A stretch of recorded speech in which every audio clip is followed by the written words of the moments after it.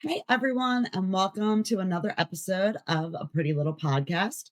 I'm Allie Violet Vixen Commissaro, and I'm here with my crowd surfing, bead making co host, Jamie Reed. Hi guys, good to see you.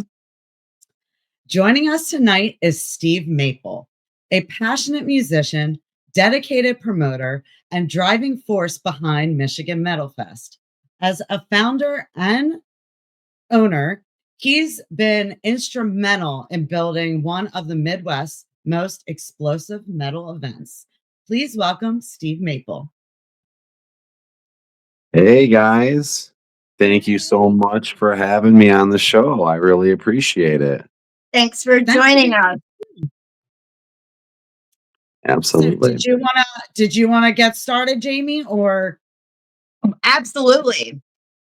I mean, we can just jump right into this. I want to talk about Michigan Metal Fest first.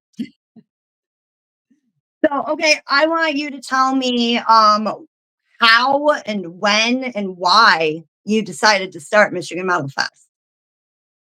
I love this story. So I've one of the things is I've been in a band for a really long time, and when I was in the band, there weren't a lot of great places for us to play. There weren't a lot of really great shows back in the day, man. I was really kind of scratching at these bars and trying to get people to just get you to, let you play there.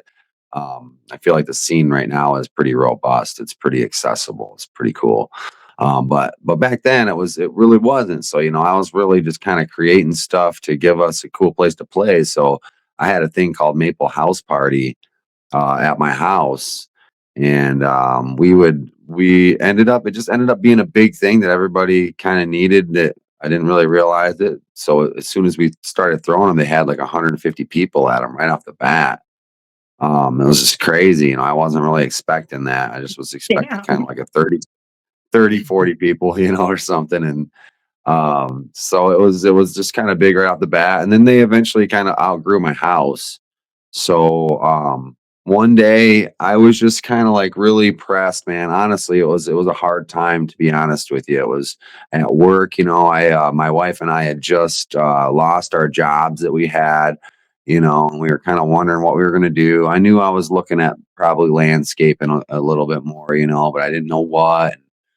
I ended up putting out this post on Facebook, and I said, if I was to throw I used the word festival, and I don't really know if I knew how impactful that was at the time. But I said, if I were to throw a festival, who would want to be involved? Like what type of bands, what type of production, security, volunteers, different things like that. And I got such a huge outpour of people who wanted to help right off the bat. And then on top of that, I had 40 bands that responded to the post. And to me at the time, that seemed really pivotal. It was just, I wasn't a huge promoter by any means. I did a couple of shows, maybe a few shows a year.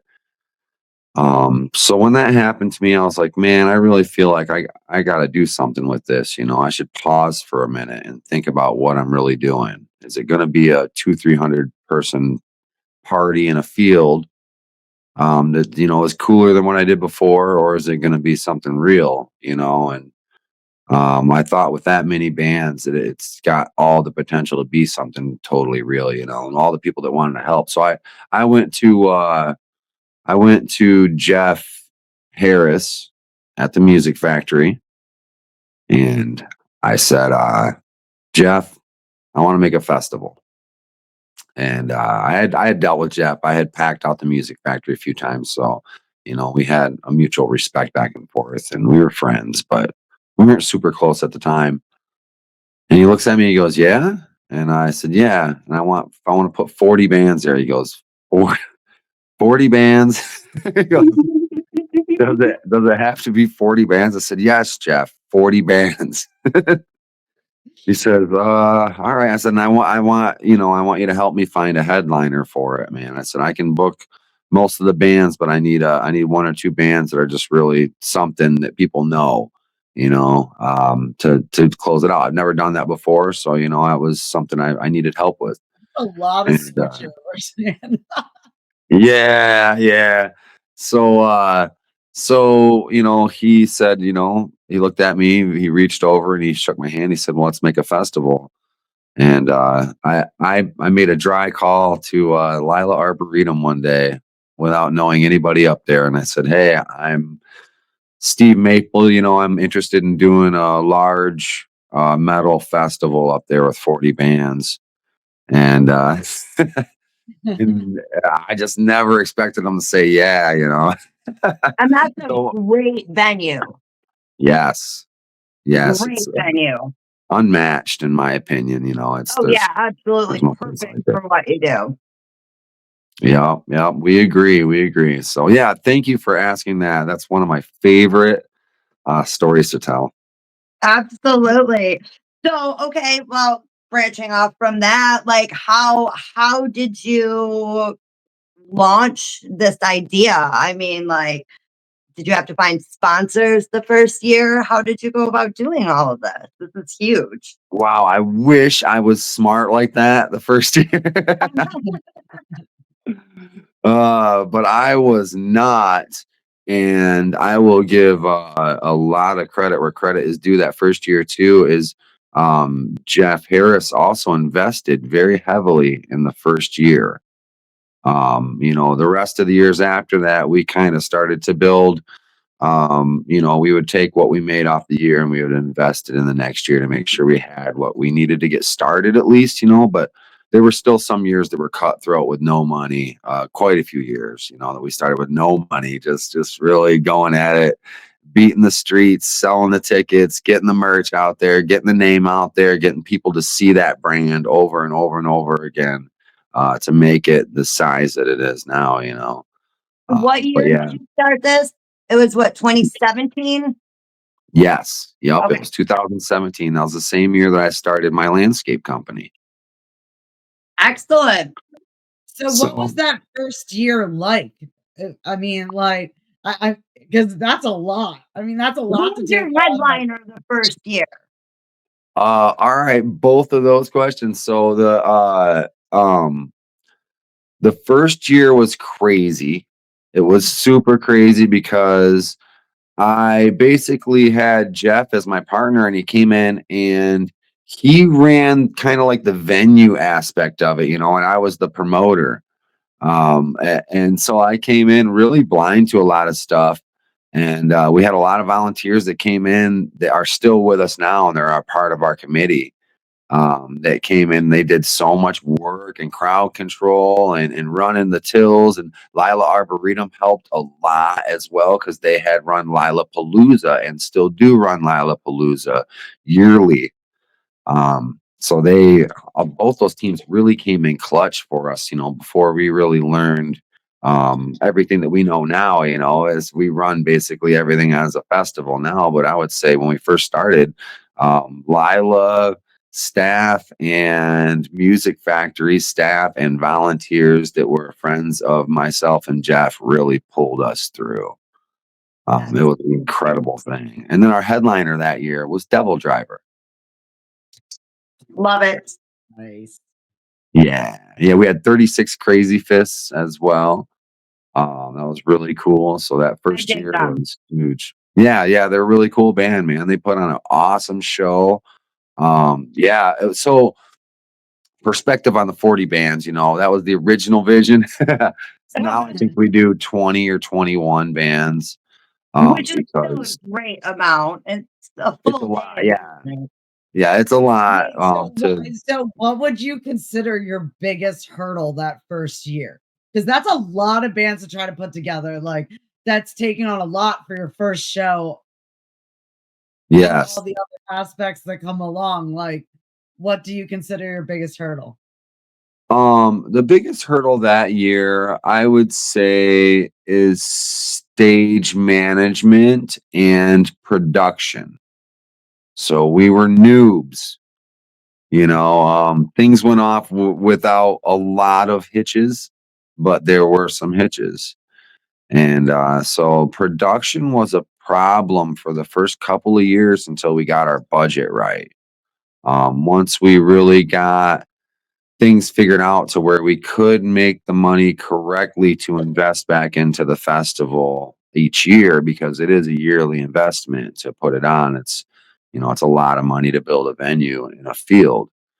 So once we got all that figured out, though, it was, it was a totally different story. But yeah, the first couple of years, man, I remember mics cutting out for people or sound totally gone for like a song, and oh, we're losing power over here.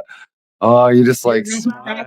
crazy, the sweat pouring off of you. Yeah. Oh, it was like fires to put out everywhere. That was my pace. The first 2 years was like a lightning bolt running across that arboretum from stage to stage. I bet you learned a lot in those 2 years, though. Like, I'm sure it was like a crash course. Oh, absolutely. Now that my son and 19 now have on running a festival is crazy. It's crazy to think because none of us have done this in the past. Not one of us working on this committee or volunteering have ran a festival or been a part of running a festival. I had to look at it. It was a crash course, total crash course on it. We're blessed, though, to have so many passionate people involved in what we do, and putting this together, caring for it, and always wanting to help nurture to take it to the next level. So our next levels are priority. It's basically, where can we get to make ourselves a more solid point for people to go to? They just feel better about being there. Everybody from the artist to the fan to the volunteers themselves, to Right, because everybody then that's they want to there. return every year.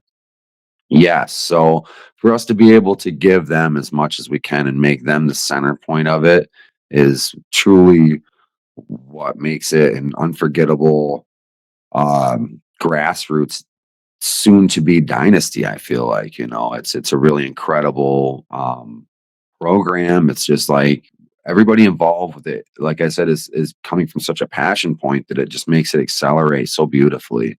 I'm really fortunate, just super fortunate. That's all I can really say about that. Well, So, that goes Jamie, into my next question. Like, what does it take to plan a festival like this? Like, tell us about your committee and everybody. So yeah, that's definitely a lot. I've actually had a lot of people ask me, and I think I might have came off wrong in the past, but I've had a few different people ask me, hey man, what's it take to run a festival? And they'll be like, I want to do it, and I'll say, don't. You know, I just understand don't, that. man. Just don't, because there's a lot to consider when you're doing it. There's a lot to okay, tell us consider. about the week leading up. The week leading up, what is your days like? All right. So our week leading up is referred to as Hell Week, lovingly.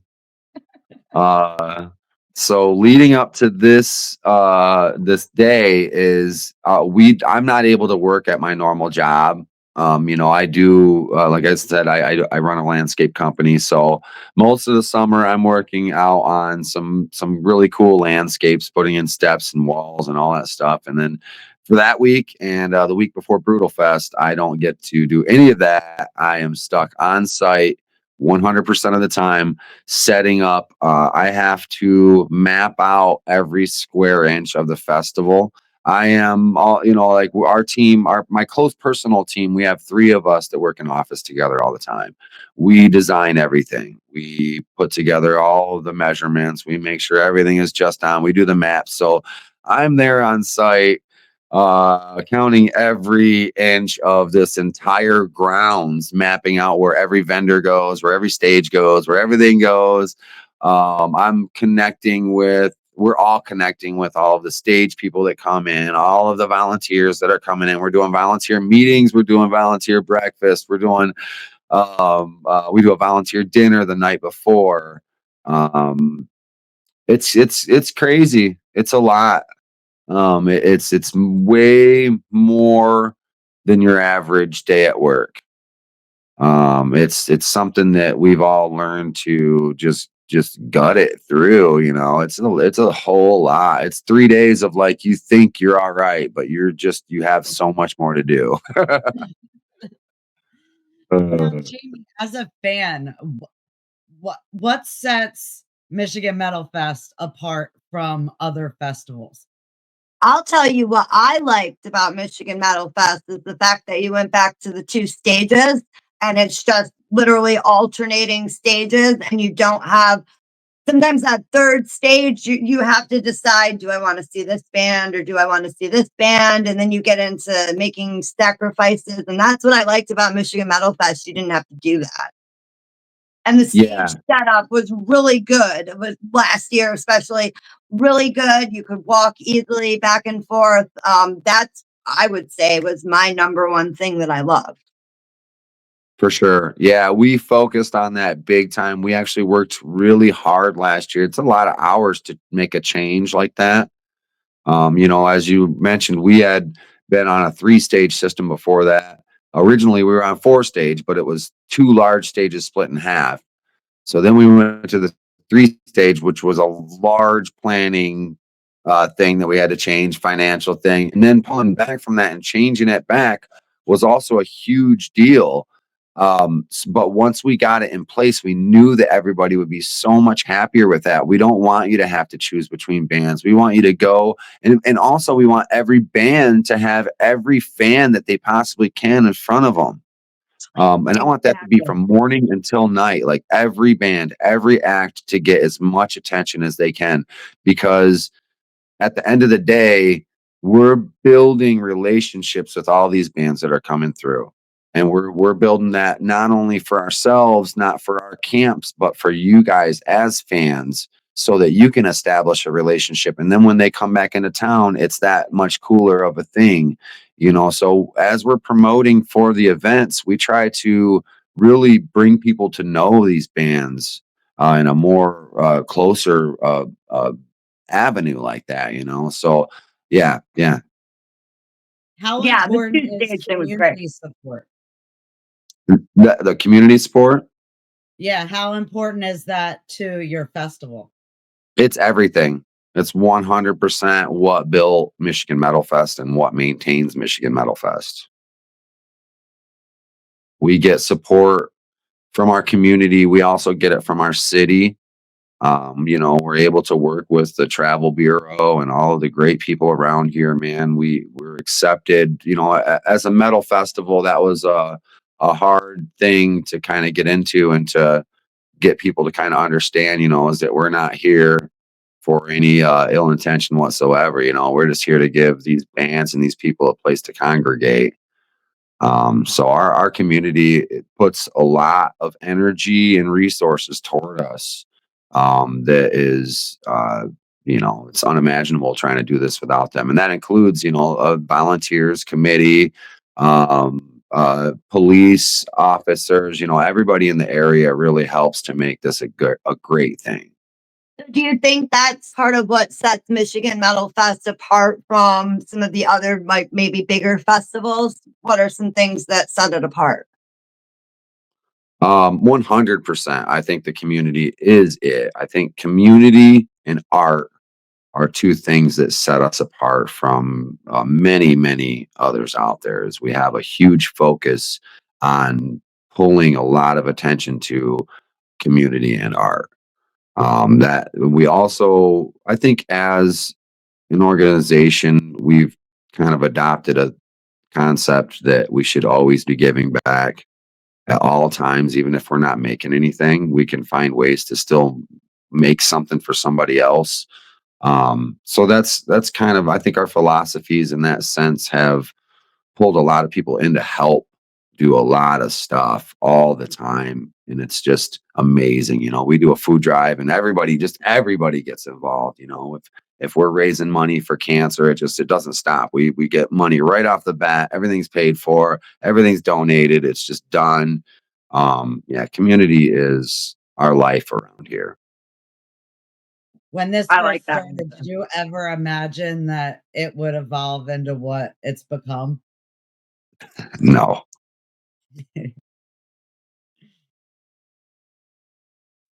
Okay, so explain you explained some of the changes that have happened over the years. Like you went from 4 stages to 3 and then decided on 2, which I think is a great idea. What are some other ways the festival has evolved from that first year? Um, Definitely the production. Again, we were low budget. We were paying the guy we could afford to pay, I think, and then we were putting together some of the production. Like a lot of my speakers were used the first year for one of the stages. We were using a lot of our own resources, and now we're able to pay a really good company to come in and do a great job on both stages. In fact, this year we're going from a large stage and a smaller stage with both great production to two large stages with great production. Nice. So just changes like that I didn't really imagine possible. I put the infrastructure of this festival before earning myself through the festival. That's just how I believe I that we have to do it. So each year we try to make something better about it that makes it just more welcoming, more comfortable. Sound when you got professionals doing that to the highest level, you just don't have to worry about it. Everybody gets a great experience. The lighting, the sound is just off the hook, and I don't have to touch it. I love that. Um, So production is huge. That's gotten way better. Um, yeah. I think that's my favorite thing that's gotten better. It also makes my agent and all of the other buyers out there and all of the other companies representing bands very comfortable to send their acts through to us. We're now a seasoned company that I think over these years we've really earned the respect from all these larger companies now. So that's kind of a cool feeling, is knowing that the bands and the bigger companies are seeking us out a lot more. That's fantastic. Now, how Yeah. do you go about like selecting the bands that you put on the show? Find it harder to book the local bands, or is it more difficult with like the bigger, more well-known bands? Okay, that's a really good question. So some years you get lucky and just the headliner happens early and you're just like, oh yeah, and then you can book any band after that. Just like, I got the headliner, dude. It's this band, and they're like, oh my god, yes, we're gonna do it. Those are the great years. It's not always like that. This year was not like that. I had a lot of the bands booked before we had the headliner. um, I love selecting all the bands that I love selecting the headliner and the direct support. It's usually basically the headliner and the 3 to 4 bands beneath them don't usually get locked. They don't usually get locked in until the headliner does. So the few larger bands you see just below the headliner, a lot of times they don't lock in until you have a headliner because they're weighing their options with other shows. Makes They sense. have to keep their options open for that. So with those, sometimes it matters on what I'm doing with the headliner on when I get those bands, which is just part of the game.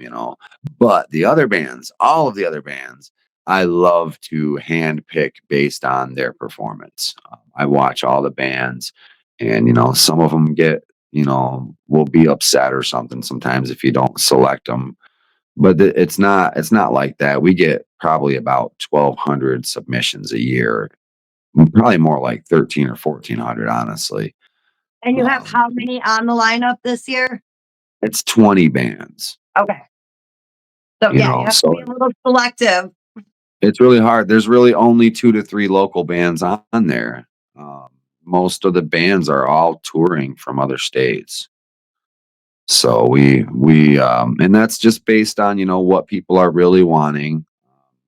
And people want to come to this festival, and they really want to see bands that do great at festivals. Mhm. You know, I found that to be a real prevalent thing. Like people love good music and they love good bands and they love local bands. And I love putting local bands on shows, but the actual sellability of this show for everybody out there together is more in some more regional bands and more touring acts, you know. So we've been really trying. That's another thing that we've been improving on is really trying to get more acts from other states and from other areas that are really doing a good job growing.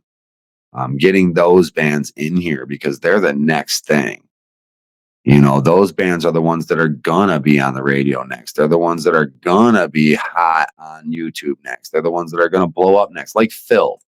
Yeah. You know, you got Phil's a great example of that. Autumn Lies Buried, Casket Robbery, you know, all these bands are just beating the streets, man. And that's what it really takes. And they understand that. And it's that those are the bands I click with the most because I know that they're hardworking. You know, they care about themselves, they care about their band enough to really make sacrifices for it. So those are the bands that I'm gonna put out there. Well, Let's hear okay, about some of the other ones. yeah. Some of the other ones. Other Nailbite. bands? Oh, Nailbite. Nailbite, man, great example. Mhm. Nailbite, nice, nice. So you guys are kind of fans then, Nailbite, huh? Traverse. Yes. Oh, Nailbite is incredible. Those guys work so hard. I'm So going to hard. see them on Saturday. Oh, cool, They'll be cool. in Pennsylvania. Tell them all I said hello. I will do that.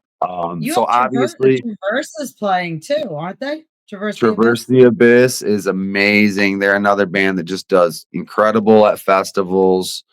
And they're just awesome, man. They're good people, you know. That's another thing with me too. I really like to connect as much as I can with a lot of these bands and the people in them that are coming through. Those guys are awesome. Fight from Within, man, those guys are gonna light up the stage. Larcenia Row, Yes. Yes. watch out for those guys, man. They're one of the So, next. like, give us a rundown. I mean, I know who's on your lineup, but give our listeners a rundown of who's on this year and who you're most excited about. Definitely Larcenia Row is right up at the top of my list. I am super into the brutal deathcore. My band has gotten heavier with every breath we take lately, so I'm like super heavy, super into the heavy. Like I said, Filth, you know, was last year, but like he did a feature on Larcenia Row. So that was really cool. And then another one that's one of my favorites is I Bet. I can't get enough of these guys, man. If They're you good. haven't checked out I Bet, you need to listen to them. You Very good. need to listen to them. They are like this like rap metal, Chicago hoodcore, fucking awesome, man. Really, really good group of guys too. So I'm really looking forward to that. Accuser of the Brethren. Just love those guys, Friends of man. mine, yes, Love I that love them. music. Oh man, Keto's a good guy. All of them are good guys, and they Yeah. all just kill it on stage, man. Yeah. Absolute energy. So I'm that's why so they're on. excited for them. Yeah, man. You know you can look around the area and you can say, you know, is that the right choice? And yeah, it is. 100% that was the right choice. It is, you know. So it's just those bands that really represent like that, man. They're grinding and they're not stopping. You know, I always try to get bands that are on an uptick. They're going somewhere. It's not down. Yep, and they are going straight up. I am a huge fan of theirs. Yep, yep. Me too, man. Let's Yeah, see they were here. really good this year. Yeah, OV Sulfur. Like these guys came out of left field. My agent threw them at me. And I was like, you know, I'll check them out. I'd heard like that there's a buzz going on about them. They got a vocalist from a different band. I can't remember it right off the bat, but it's from a different band that was like pretty good size. But I checked them out, man, and I was like, oh my God, dude, these guys are gonna blow. It's crazy. Have you checked them out? Yeah. Oh, yeah. Oh man, they're so good. Like that, some of that gives me goosebumps. Um, absolutely love those guys. And then let's see here. Well, I mean, obviously dying fetus. Yes. Very great choice. Yes. Yeah, that's huge, man. We think that that's gonna draw a lot of people. I think that it's gonna sell a lot of festival shirts, Mhm. having that right on there, you know. Yeah, I was really happy when they came through, man. We stepped up our budget a little bit this year to make that happen for everybody. So I hope everybody's as pumped as I am about it. You got a pretty heavy lineup there. Yes, yes. So we did a poll last year. I actually did one on my personal page and one on the Michigan Metal Fest page, and asked, next year for headliner, do you want something like, because we had Mushroom Head last year, and we said, Yeah. do you want something along this vein again, kind of heavy, or do you want something brutal, and So extreme? they It was like a, wanted brutal. yeah, it was They like a wanted brutal? 90%. Yeah, like 90% of them just swept it out, man. I was like, whoa, on both of the polls. So I was like, all right, I'm gonna blast them with some. Well, you went brutal, and that leads me into my next question because I've got to ask this one because I'm a mosh pit girl. So, you got a lot of hardcore bands on your lineup. How are you planning on handling the brutal hardcore pits that are going to break out? Because I'm telling you, I've seen Fight From Within. I've seen their live show, and they get very brutal. Nice. As always, our staff will handle the crowd as necessary, as necessary, as you know. I'm sorry. I had to No, ask. it's one of those things, we try to let everybody do what they got to do in the pit, sometimes people get battle friendly, and you have to step in. I know. But I think it's gonna be good, man. We've been 7 years now without major incident. And if it happens, then it happens. We do have EMTs, we do have all the insurances in place, to make sure that whatever happens is taken care of as appropriately and as friendly as we can. I Yeah, think I that's one know of the things. Vin from American Mosh Pits is really excited about doing like some row pits. Yes, yes. He loves those row pits. Maybe a couple cry pits. Vin likes those weird mosh pits, not like the ordinary, like brutal ones. He It was like likes the the crying, rolling. sewing pit. Ugh. Where you at, Vin? He's listening. I was That's trying to great. tease him to come on. It's not working. So I know my daughter was gonna be on with me earlier, but then she had to pee and she never came back. well, yeah, I noticed she was there when we were first chatting, and now she's gone. Yes. We thought you were having your daughter. We thought Vin would at least like put a Oh. shocker hand in, or like we I could see his thought butt. Jen was going to photobomb us, but I guess I was wrong. Okay, give us some of your favorite Michigan Metal Fest memories, whether it's with Ooh, bands or fans. absolutely, absolutely. Oh, okay. So I'll say first off, my very favorite memories are sorry, I'll probably choke me up a little bit when my parents have come. Um, yeah.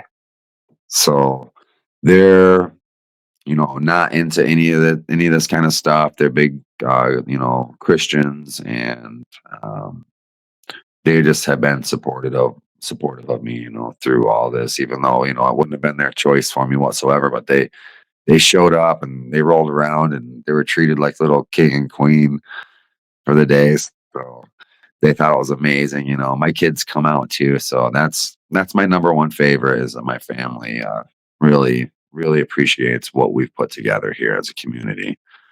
Um, so the second favorite memory that I had was we were standing there watching Devil Driver play the first year. And I'm just standing back. I'm looking at this and I'm going, dude, this is a real concert. Like this is a whole concert. You know, I had thrown like shows and parties, you know what I mean? Mhm. And this was a concert. So they're looking at it. So I was like leading up to this one. And then I'm standing there with my partners and this other guy walks up and he's one of the singers of one of the bands. And he goes, bro, you got Dez playing your fucking party.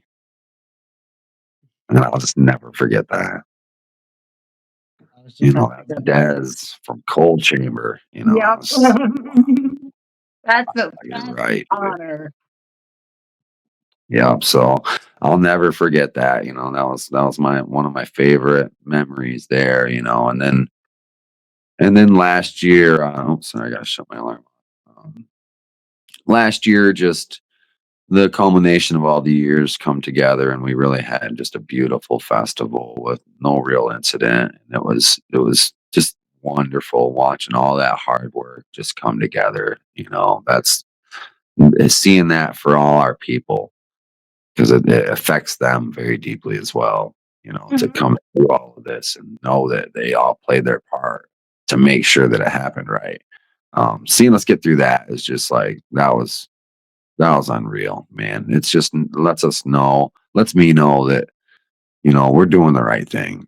It's been a hard thing for me to work into my life to run this festival. Oh, I can imagine. It's been a lot. It's put me through a divorce, you know, not to get any kind of pity like that, you know, but it's pushed me through a lot of stages of my life. And now it's one of the most important things in my life. And it's not something that I can't handle anymore.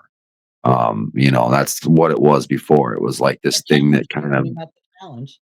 yeah, it was too big at first. It was like I bit off more than I could chew at first. I did not have a committee. When you asked what it takes to put it together earlier, it's way more than what I had at first. That's why I tell people don't. Is because Right. unless you got 15 people that believe in you from seeing what you've done, helping you go through it, it's just a lot. And you know, if you don't want to do it big like that, then it's better, you know. But like trying to do something big like that, it's just a little bit more than what a lot of people are thinking that it is.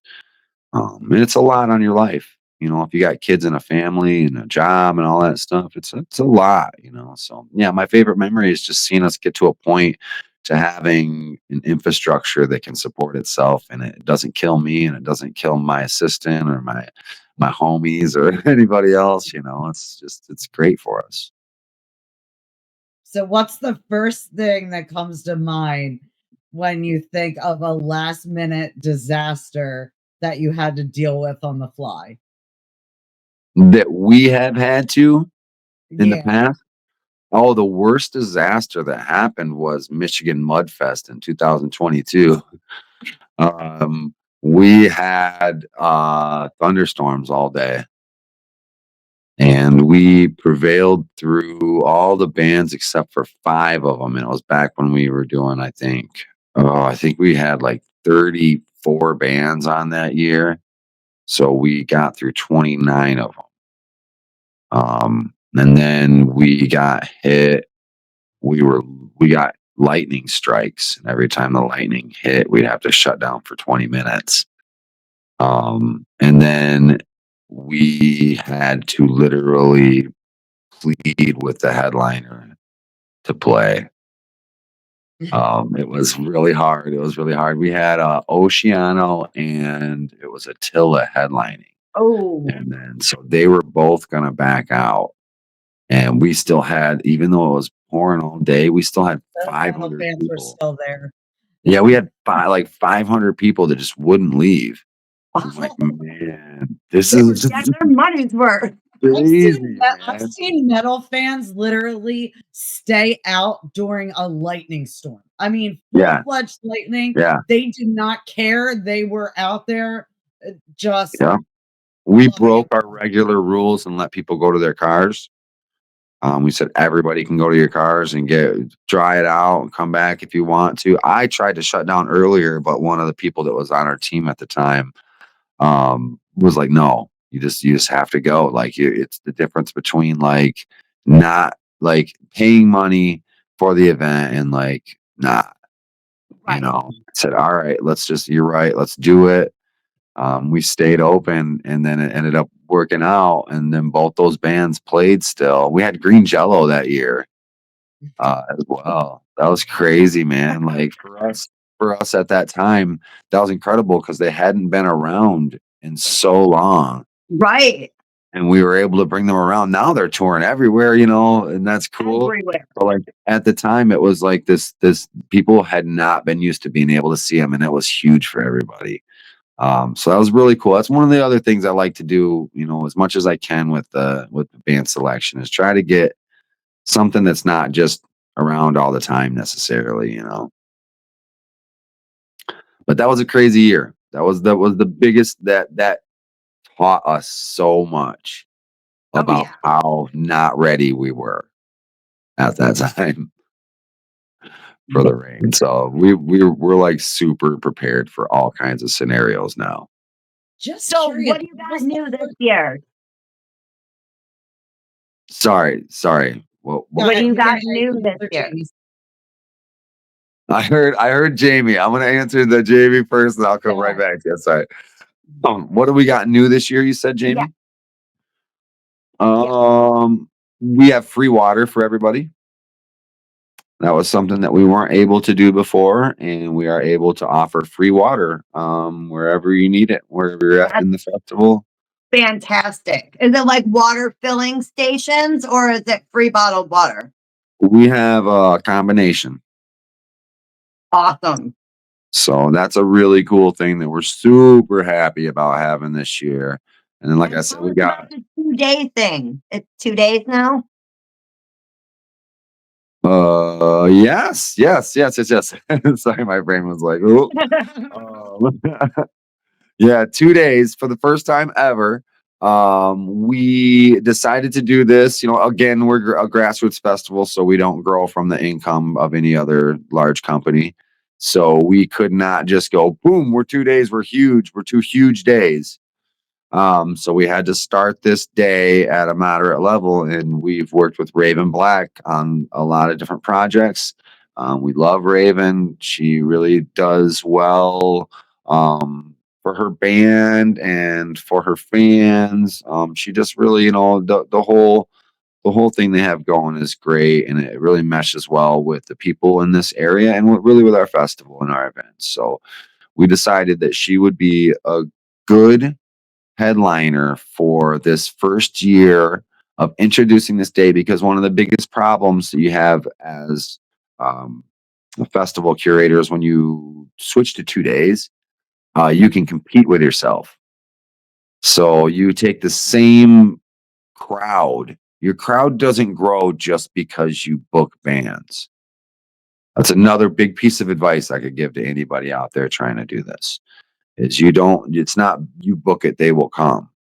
You are a promoter with a fan base. You got to remember that. So you can book the biggest band in the world, but you're not going to get that biggest crowd. You're not going to get them a solid crowd if you don't have a solid crowd to offer or means to get there. So that's one of the big things that we try to do is not overstep on that, I guess. All right. I know that you had a question loaded. Do you Well, one got answered, but I was gonna say, how is it like the difference? Because going from like doing it one day to doing it 2 days is like a whole different dynamic. So Yes. I know that what you envision and what might actually happen might be two different things. But what is your vision kind of that you see with the 2 day festival? Okay. Like, Yeah. are And people doing the tent thing or like No, no. Unfortunately, it's that festival is on city property, so Okay. they'll never let us digress into that. We do have hotel accommodations one click away on our website now. So we worked with all the hotels in the area, and we're able to get them that. We'd love to get some campsites involved as well, so we can offer that option. We'll also digress into some B&Bs, so you can kind of have any option you want when you get on the website. But for right now, it's just the hotels in the area. But my vision for this is to start small, not only for budget, and crowd purposes, but for our staff. Um, they already have a really hard week just for the Mhm. one day. So we're trying to be kind, just like I think the show's gonna be over. That Friday night will be over, I think, at I wanna say 10 p.m. We'll be done, 10 or 10:30, something like that. How in But relationship to the other ones, is that a lot earlier than the other ones have run? it's a bit earlier. We're usually done about 11:30 to midnight at Middlefest for the main event. So, but I would like to grow both of these nights to be a separate vibe, because we're all about that at Michigan Metal Fest. We're all about the vibe, and we're all about each show having its own thing. So I would really like to keep a certain vibe, and I'm not going to disclose what exactly that is yet. But I do want it to be to where you really could go to either night. It could really hit a totally different set of demographics for each night, rather than them both being kind of very similar. I really would like it to be something that you really wanted to go to this one night because all this is there.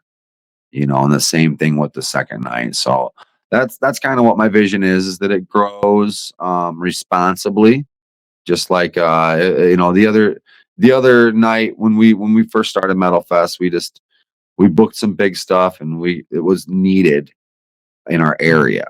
Like there was no other metal fest like that. So that was needed. And I always tell people that too. I didn't just start this and everybody just came. So booking a second night, they're not going to just go. I gotta kind of earn that. So we're starting moderate. We have a smaller amount of sponsors, a smaller amount of vendors. There'll be a smaller cap on the evening. We're only going to stay in one stage area, and we're going to cap it out at 500 people. So I would get tickets now if you're looking at getting tickets, because that number won't go up even if we sell them out. That's crazy. Yeah, yeah. That's But ins we'll change that, we'll adjust it as time goes on and we're able to mold with it and understand where it's going. But we want to grab a hold of it the right way.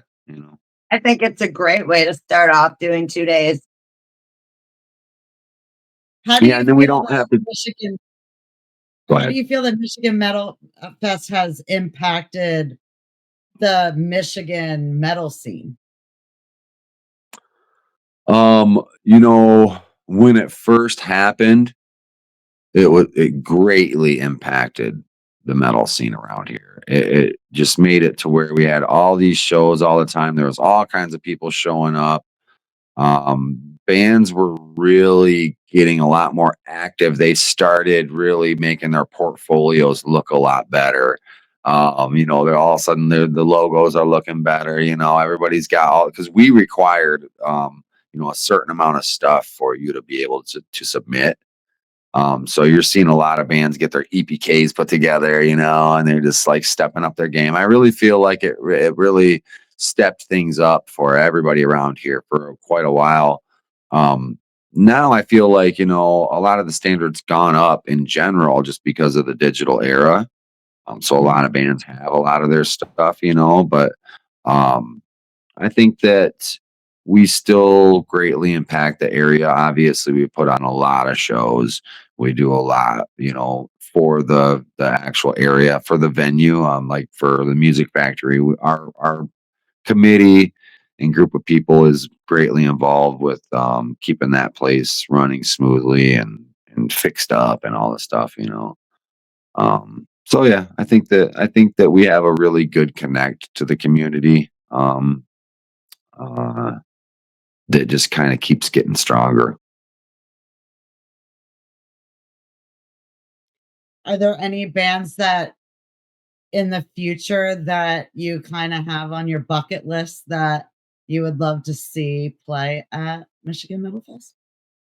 Um, you know, that's such a weird question because it's like I think sometimes I think really big, sometimes I think just like it's just this one that I really want, you know? So I mean, obviously I'd love to get like really stupid big someday, you know, and be able to book who I want, like whoever I want. That'd be super cool, but like Who would be the first one you could book? If you could book anybody, I mean, I think we'd all have to like I think that Slipknot would probably be like the ultimate headliner for I it, knew you it was know? going to be Yeah. Slipknot or Metallica.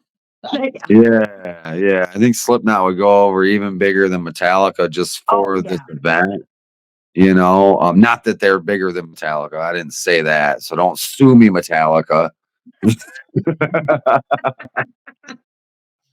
No, but I think the Slipknot would be killer. And then if I could get a band back, any of the bands that we've had, it would be Lorna Shore. Because we had them before. Will Ramos was their vocalist, and they're just incredible now. It's one of my favorite. Ugh. And they just blew up when they Yeah. got Will Ramos.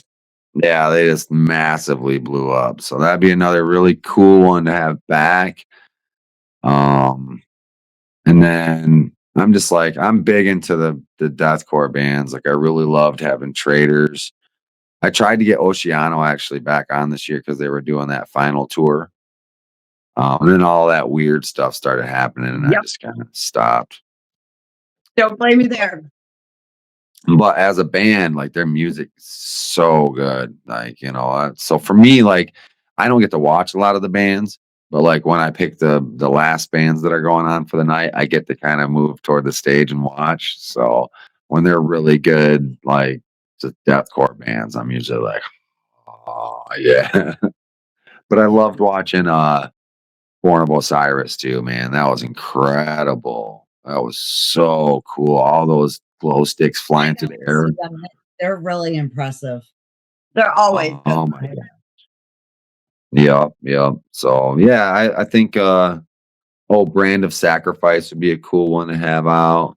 I really want to have the Browning out there. I think they'd fit in really good. I think they Did would you hear that, too. Vin? Did you hear that, Vin? He wants the Browning. Yeah, he heard that. Ben already knows. Yeah. Yeah. But oh, that's amazing. There he is. There he Here's our is. photo bomb. Oh yeah. Hey, hold on, hold on. Ah, Just a quick update. American Mosh Pits will be in Virginia Beach May 3rd, covering the Brown and Defect and Swarm. So if you're in Virginia Beach and you want to have a hell of a time, come on out to the Brownie. And I will be in Michigan at your event, Steve, the Michigan. That's where I will be. of course, that's where Nail Bite will be too. Yes, and Traverse the Abyss. And Traverse the Abyss, Dems Fighting Words, Yeah, it's going to be a great show. So that's where I will be. Kill I know Crown. we're forgetting some Yeah, other Kill bands Crown. that are playing. Oh, on Metal Fest, I Kill always Crown. forget them. I wanted to talk to you a little bit about Kill Crown because that is your band. Okay. So, well, okay, you said you've been in a band for many years. Is it Kill Crown? So Kill Crown is actually only about 2 years old, and I was in a band called New Skin for quite a while before that. Same kind of music? Similar. New Skin was a little bit more. So we had a little bit more singing vocals in it, and it wasn't quite as heavy as what Kill Crown is now. It was heavy, but like we're just stupid heavy now. So, Yeah. but and then I was in another band before that, Legion. So I've been in bands for quite a number of years. So what would you describe Kill Crown sound as? Is it just deathcore? What would you describe it as? Yeah, I would say it's deathcore with some slam elements and some beat down. Definitely just like punch a dude's face off. Like we have the new music that we're gonna release coming up here is just so heavy, man. It's all just really beat up stuff. Do you have a release date or any kind of information you want to give us on that? We are signing with a label soon, and I think that Congratulations. thank you. I think that we're gonna have a release date soon. I don't have it yet though. But That's we'll have a single coming out with a music video, and then we'll be coming out with potentially another single this year, and then we'll do a full album next year. And what shows do you have planned? For this year, I don't have a lot scheduled yet. I've got the Michigan show May 3rd, and then we are playing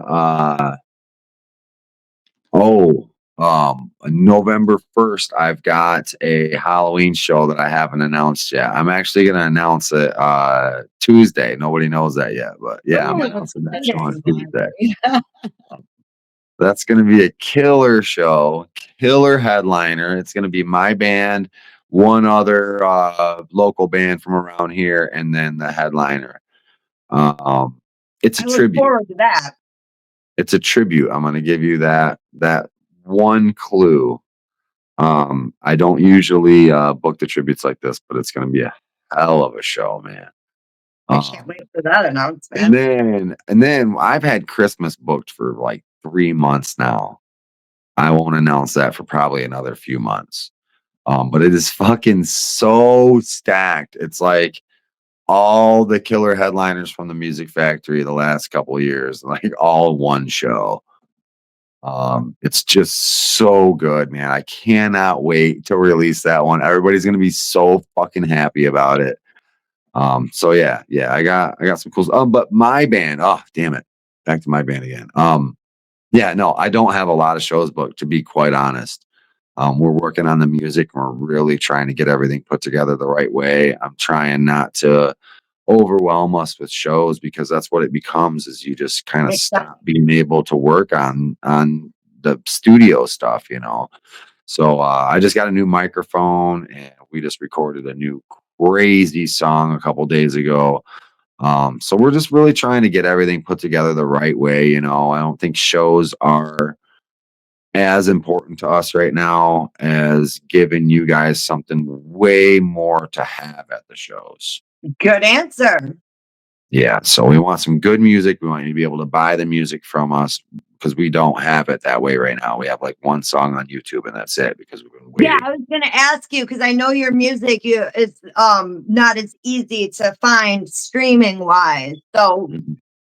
YouTube is the only place we can find This it. is the only place right now. It's Okay. a really like rough mix song that we threw out last year just to get something for people to be able to kind of chew on a little bit. But Now, are you planning on releasing this new music to more avenues, or is it just going to be through YouTube?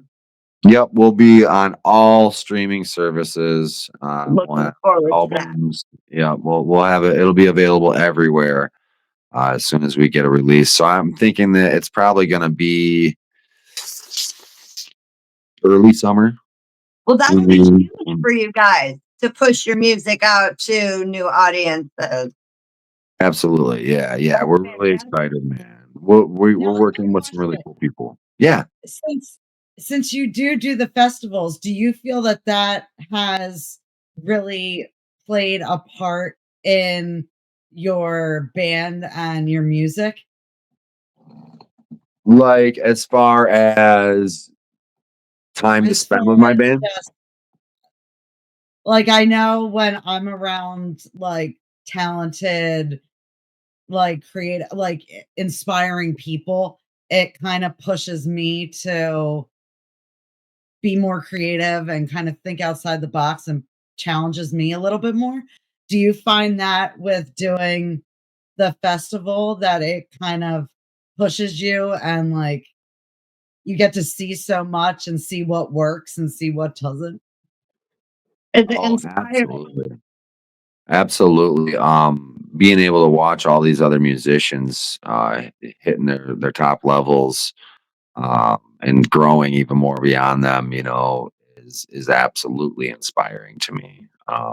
I've never had the need to accelerate to any certain point with music, as far as a career, as far as being a musician and like making a career out of it. That was never any type of an intention of mine. So I'm kind of on the backside of that. I probably could have done a lot more with my music a long time ago, but I've focused on my family and making a solid money. There's not solid money in music all the time, so Mhm. it was kind of hard to make that decision, but I did a long time ago to kind of put my music as the back burner a little bit. You gotta have a So day job to be a rock star anymore. yeah, yeah. So moving along with it at any rate right now is really cool.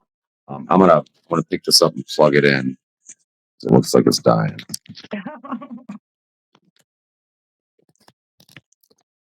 But yeah, the fact that it's actually moving along, still at a really good rate right now is cool to me. Like I'm so busy. I have no business still being in a band with how much time I spend with these festivals, these shows, and in the summertime landscaping too. So I think it's cool that we actually have companies that really want to work with us. There's a lot of people that still really want to book our band. A lot of fans bugging us to come out and do stuff still. So yeah, I just kind of go with the flow with it. If we get to any kind of a platform or anything cool, that'd just be a super bonus in life.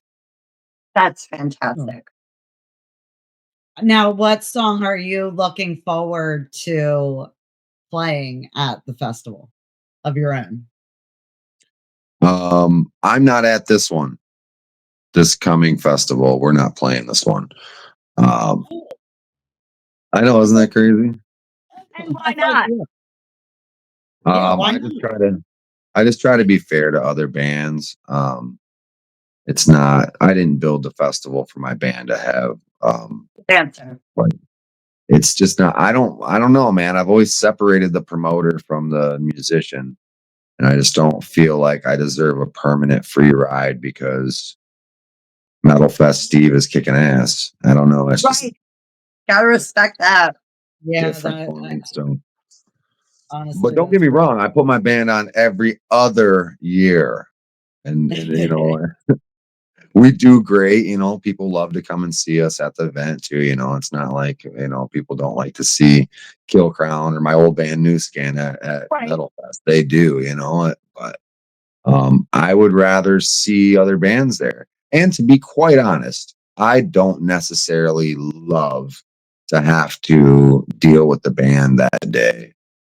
On top of On top of everybody else's everything. bands. well, Yep. that's You what I was know, gonna ask you, like, isn't that a lot? Like, when I thought that you were playing, like, that's what I was gonna ask you, like, isn't that a lot when you're, like, gotta be up there and, like, kinda dealing with things behind the scenes? it is. Yeah, it totally is. And yeah, it's a whole lot some years. Some years it's kind of cool because you're like, damn, I just get a break from working for a few minutes and I'll go up and I'll perform. So like it's I guess it depends on what year it is. Some years I just don't I got so much going on, and I'm the kind of the lead guy in the band too, as far as organizing everything, making sure we have this, setting up the merch booth and all that stuff. And I just oh, it's nice to have a break. It'll be nice to have a break this year. Understandable.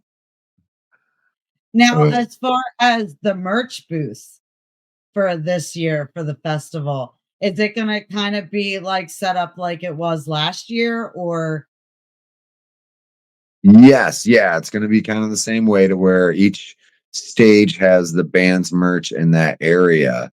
I liked that.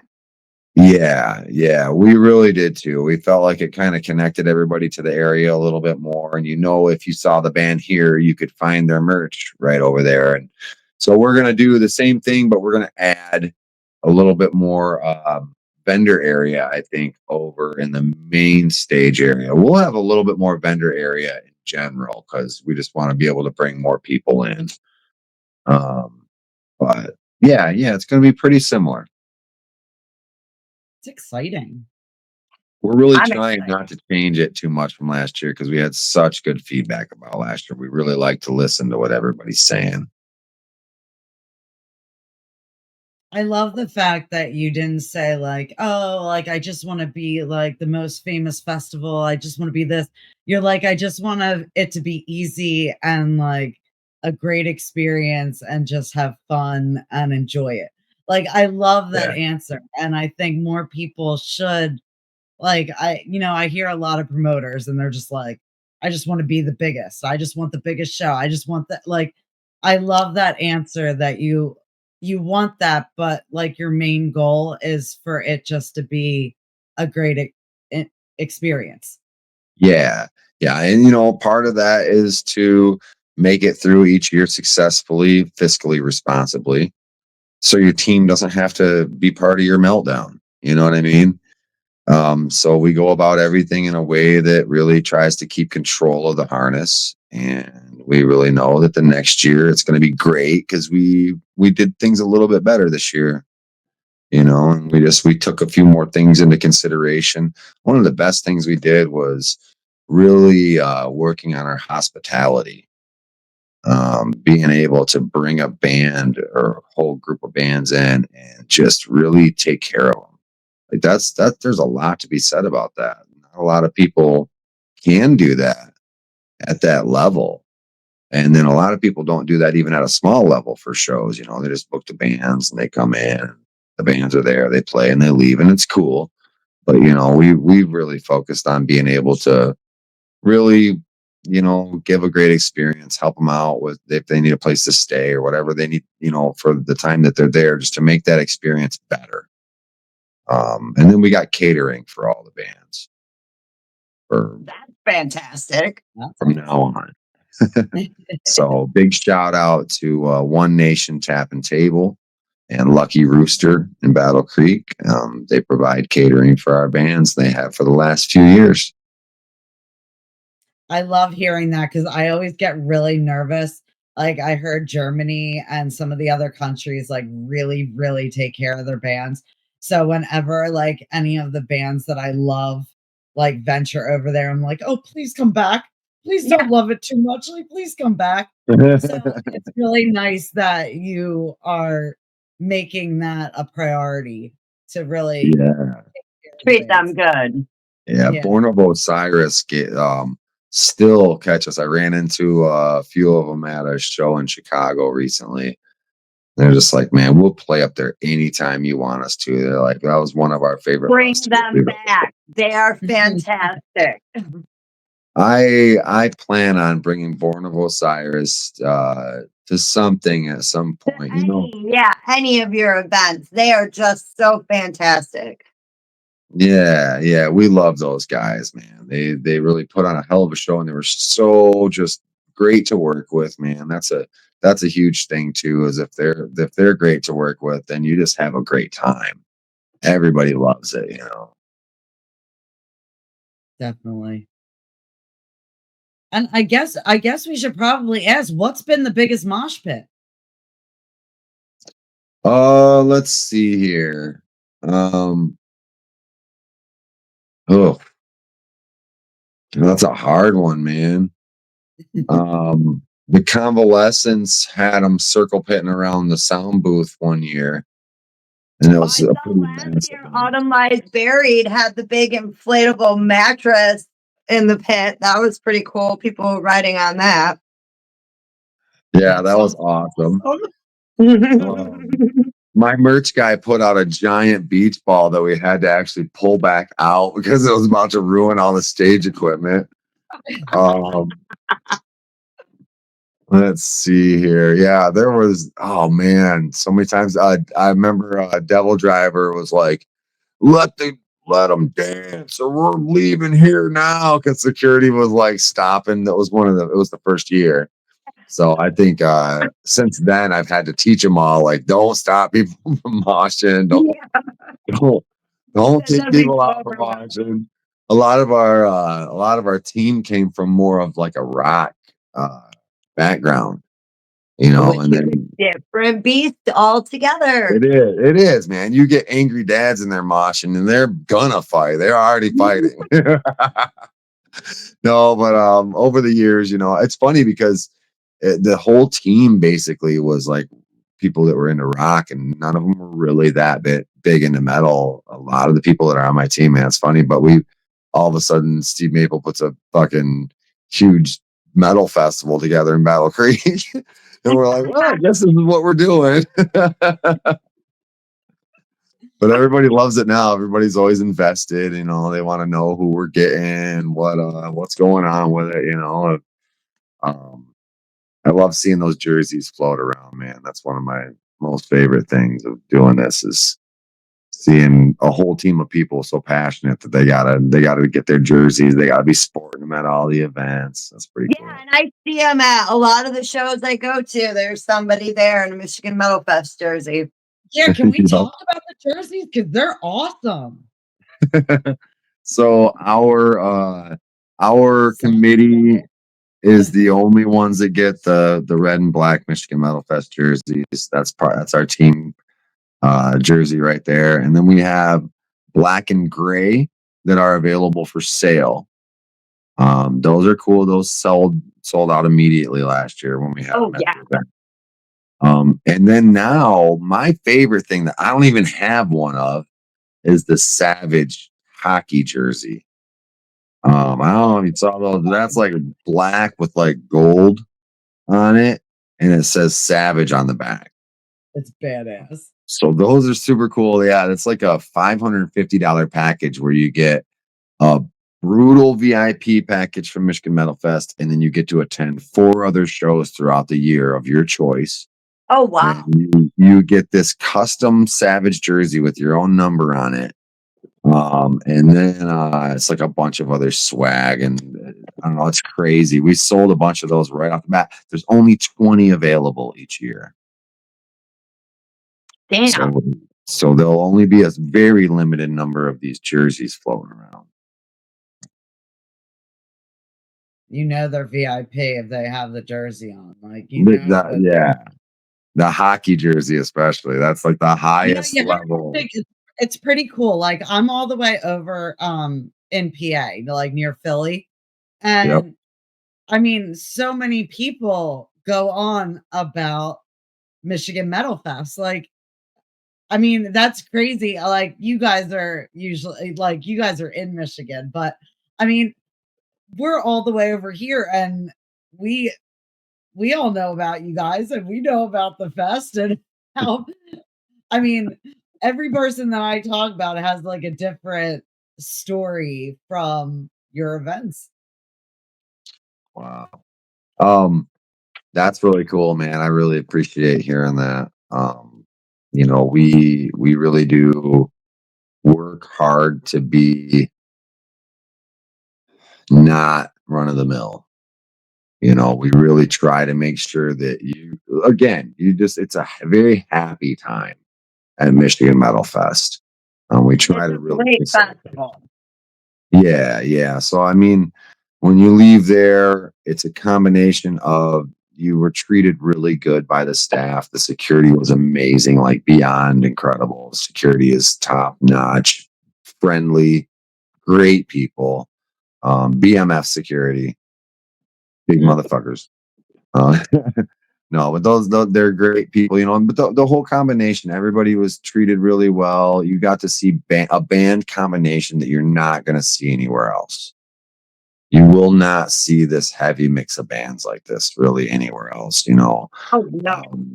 So I don't know, I just think it's really cool. And people like Vin, got to give credit to people who scream our names from the rooftop. Hi, yep.